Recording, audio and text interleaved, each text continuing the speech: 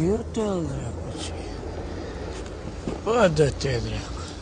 Bă, tu știi ce am făcut eu concediul ăsta? Am citit. Și tu, mă?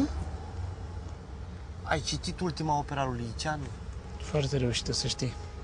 A plăcut cum reușește el să pună în evidență fenomenologia existențială dată de determinarea generală.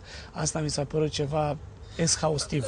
Într-adevăr, numai dă-mi voie puțin să te contrazic. Eu după ce am citit ultima lui operă, mi-am dat seama că scoate la lumină una dintre temele lui predilecte, cum ar fi contingența, cum ar fi aporia moralității, cum ar fi toate terminologiile, în general, chintesența eternului feminin, care scoate la lumină tot ce este mai bun de la...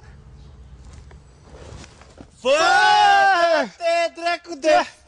Uite, bă, cât e de bună! Păsărica! Ure, dracu! Hai să ne dăm în bărci! Ia ce harfe are, nu mai da așa din funduleț. A, dracu, siliconata, dracu! Dumnezeu! Dar cine e mare? Barosanda, barosanda, barosanda!